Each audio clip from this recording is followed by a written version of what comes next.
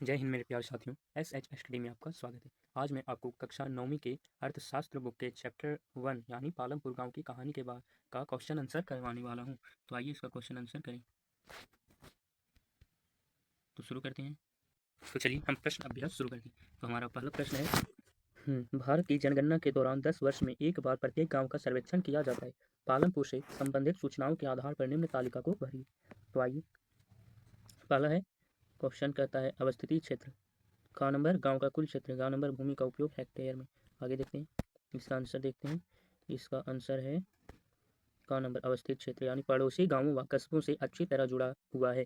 निकटतम छोटा कस्बा शाहपुर एवं निकटतम बड़ा गांव रायगंज है। ख नंबर गांव का कुल क्षेत्र 200 + 50 + 26 = 276 हेक्टेयर और ग नंबर भूमि का उपयोग हेक्टेयर में। पालमपुर गांव में कृषि भूमि जो है वो संचित और असिंचित, इसमें सिंचित में 200 हेक्टेयर भूमि आते हैं और असिंचित में 50 हेक्टेयर भूमि आती है। जो बचे भूमि है यानी 276 हेक्टेयर में वो भूमि जो कृषि के लिए उपलब्ध नहीं है। निवास स्थानों, तालाबों, चारागाहों आदि के क्षेत्र हैं जो कि 26 हेक्टेयर के अंतर्गत आते हैं।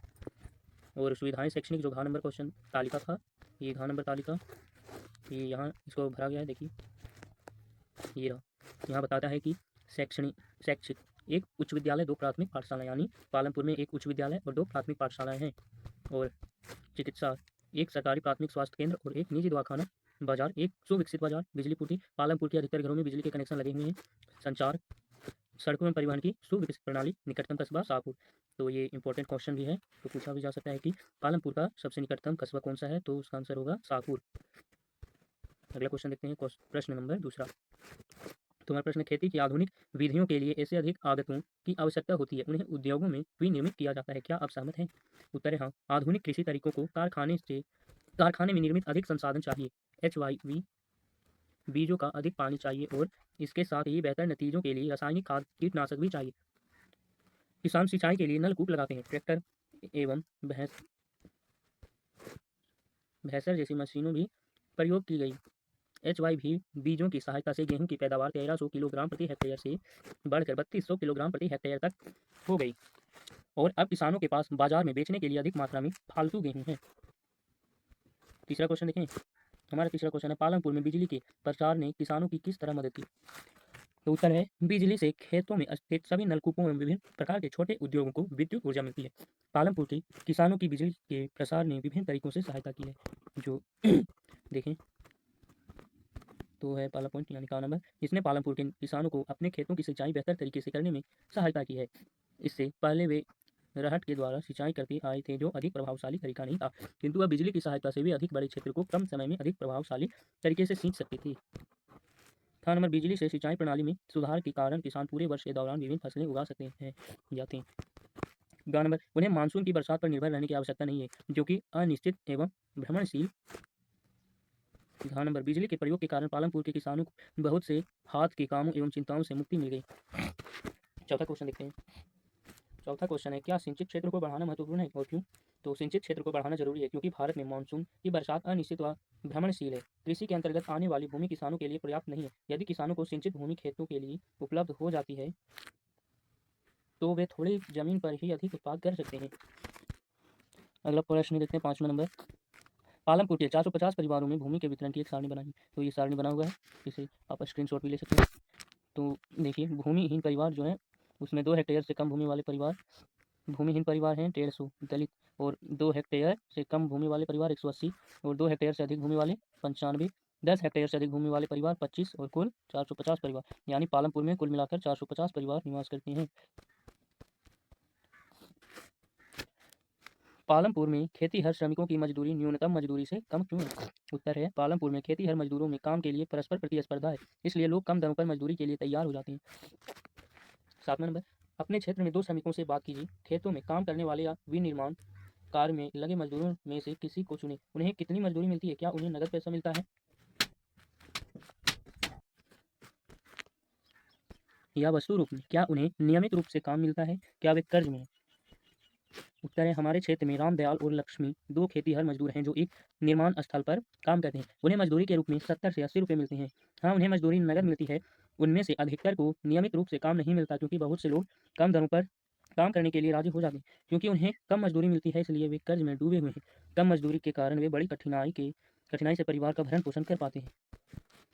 8वां क्वेश्चन देखते हैं। 8वां क्वेश्चन है, एक ही भूमि पर उत्पादन बढ़ाने के अलग अलग कौन से तरीके हैं? समझाने के लिए उदाहरणों का प्रयोग कीजिए। तो उत्तर है, उत्पादन बढ़ाने के तरीके। बहुविध फसल प्रणाली, भूमि के एक ही टुकड़े पर एक ही वर्ष में कई फसल उगाना बहुविध फसल प्रणाली कहलाता है। इस भूभाग पर कृषि उत्पादन बढ़ाने का यह सबसे प्रचलित तरीका है। पालमपुर के सभी किसान कम से कम 2 फसलें उगाते हैं। पिछले 15 से 20 वर्षों से कई लोग तीसरी फसल के रूप में आलू उगाते हैं। आधुनिक कृषि तरीके के प्रयोग पंजाब, हरियाणा एवं पश्चिमी उत्तर प्रदेश के किसान आधुनिक कृषि तरीकों को अपनाने वाले भारत के पहले किसान थे। इन क्षेत्रों को किसानों ने सिंचाई के लिए नलकूपों, HYV बीज, रासायनिक खादों एवं कीटनाशकों का प्रयोग किया। ट्रैक्टर एवं थ्रेशर का प्रयोग किया गया, जिससे जुताई एवं फसल की कटाई आसान हो गई। उन्हें अपने प्रयासों में सफलता मिली और उन्हें गेहूं की अधिक पैदावार के रूप में इसका प्रतिफल मिला। HYV बीजों की सहायता से पैदावार 1300 किलोग्राम प्रति हेक्टेयर से बढ़कर 3200 किलोग्राम प्रति हेक्टेयर तक हो गई और अब किसानों के पास बहुत सा अधिशेष गेहूं बाजार में बेचने के लिए होता है। अगला क्वेश्चन देखते हैं। हमारा 9वां क्वेश्चन है, 1 हेक्टेयर भूमि के मालिक किसान के कार्य का ब्यौरा दीजिए। तो उत्तर है, भूमि को मापने की मानक इकाई हेक्टेयर है। 1 हेक्टेयर 100 मीटर की भुजा वाली वर्गाकार भूमि के टुकड़े के क्षेत्रफल के बराबर होता है। एक किसान जो 1 हेक्टेयर भूमि पर काम करता है, उसे कई समस्याओं का सामना करना पड़ता है। एक छोटा किसान जानता है कि वह इतने छोटे खेत पर काम करके अपने दोनों समय के खाने का प्रबंधन नहीं कर सकता, इसलिए उसे अपने खेत पर काम करने के बाद 35-40 रुपये प्रतिदिन के हिसाब से किसी बड़े किसान के खेतों में काम करना पड़ता है। यदि वह अपने ही खेत पर खेती शुरू करता है तो ना उसके पास इसके लिए जरूरी साधन है, ना बीज, खाद, ना कीटनाशक खरीदने के पैसे। एक बहुत छोटा किसान होने के कारण उसके पास कोई उपस्कर एवं कार्यशील पूंजी नहीं है।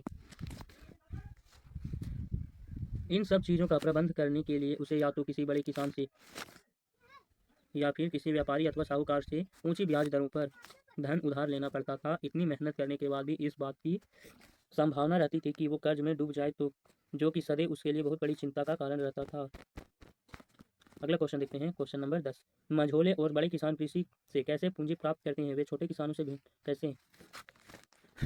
तो उत्तर है, आधुनिक कृषि तरीकों में बहुत से धन की आवश्यकता होती है। मंझोले एवं बड़े किसानों की कुछ अपनी बचत होती है, इस प्रकार वे जरूरी पूंजी का प्रबंध कर लेते हैं। दूसरी ओर अधिकतर छोटे किसानों को पूंजी का प्रबंध करने के लिए बड़े किसानों या व्यापारियों से पैसा उधार लेना पड़ता है। इस प्रकार के ऋणों की ब्याज दर भी प्रायः अधिक होती है। इस ऋण को वापस करने के लिए उन्हें बहुत मेहनत करनी पड़ती है। 2 हेक्टेयर से कम भूमि वाले किसानों को मंझोले व बड़े किसानों की तुलना में अधिक कठिनाइयों का सामना करना पड़ता है। क्वेश्चन 11 देखते हैं। क्वेश्चन नंबर 11 हमारा है, सविता को किन बात पर तेजपाल सिंह ने ऋण मिला है? क्या ब्याज की कम दर पर बैंक से कर्ज मिलने पर सविता की स्थिति अलग होती? देखते हैं। तेजपाल सिंह ने सविता को 24% की ब्याज दर पर 4 महीने के लिए पैसा देना स्वीकार किया, जो कि बहुत अधिक ब्याज दर है।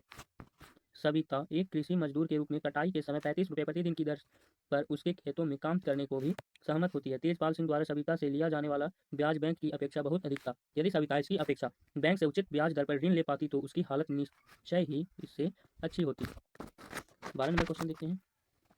12 नंबर क्वेश्चन है हमारा, अपने क्षेत्र के कुल पुराने निवासियों से बात कीजिए और पिछले 30 वर्षों में सिंचाई और उत्पादन के तरीकों में हुए परिवर्तनों पर एक संक्षिप्त रिपोर्ट लिखिए। वैकल्पिक, पुराने निवासियों से बात करने पर पिछले 30 सालों में सिंचाई और उत्पादन के तरीकों में हुए परिवर्तन से मुझे पता चला कि 30 वर्ष पहले खेती के पुराने तरीके प्रयोग किए जाते थे। किसान अपनी खेतों को बैलों की सहायता से जोतते थे। सिंचाई की बहुत अधिक सुविधाएं नहीं थी। वे मानसून की बरसातों पर निर्भर रहते थे, जो कि बहुत अनियमित होती थी। राहत को उस समय कुओं से पानी निकालने के लिए प्रयोग किया जाता था, किंतु तकनीक से प्रगति के साथ किसानों ने सिंचाई के लिए नलकूप लगवा दिए हैं और HYV बीजों, रासायनिक उर्वरकों व कीटनाशकों की सहायता से खेती करने लगे हैं। यहाँ तक कि खेतों में ट्रैक्टर एवं मशीनों का प्रयोग किया जाता है, जिसने जुताई एवं फसल कटाई का तेज कर दिया। 13 नंबर प्रश्न देखें। 13 नंबर प्रश्न है, आपके क्षेत्र में कौन से गैर कृषि उत्पादन कार्य हो रहे हैं? इनकी एक संक्षिप्त सूची बनाइए। डेयरी, विनिर्माण, दुकानदारी, परिवहन, मुर्गी पालन, दर्जी, बढ़ई आदि गैर कृषि उत्पादन कार्य हमारे क्षेत्र में किए जाते हैं। 14 नंबर क्वेश्चन देखते हैं। 14 नंबर क्वेश्चन है, गांवों में और अधिक गैर कृषि कार्य प्रारंभ करने के लिए क्या किया जा सकता है? देखते हैं। हमारे गांव में लगभग 75% लोग कृषि पर निर्भर हैं, जिनमें किसान और खेतीहर मजदूर दोनों शामिल है, किंतु उनकी आर्थिक दशा शोचनीय है। उनकी जनसंख्या दिन पर दिन बढ़ती जा रही है, जबकि भूमि अस्थिर है और कृषि क्रियाओं में और अधिक मजदूरों को काम मिल पाने की संभावना बहुत कम है। इसलिए गैर कृषि कार्यों में वृद्धि करना बहुत जरूरी हो गया है, ताकि कुछ खेतीहर मजदूरों को उनमें काम मिल सके, जैसे कि डेयरी, विनिर्माण, दुकानदारी, परिवहन, मुर्गा पालन या मुर्गी पालन, दर्जी, शैक्षणिक कार्य आदि गैर कृषि क्रियाएं। यहाँ तक कि किसान भी इस प्रकार के कामों में शामिल हो सकते हैं जब उनके पास खेतों में कुछ अधिक काम नहीं होता हो और वे बेरोजगार हैं, या उनकी आर्थिक स्थिति में सुधार करने में सहायक सिद्ध होगा। तो हमारा क्वेश्चन आंसर पूरा हुआ। आशा करता हूँ ये वीडियो आपको अच्छा लगा होगा। आप हमें कृपया सब्सक्राइब करें और अधिक से अधिक शेयर करें। धन्यवाद।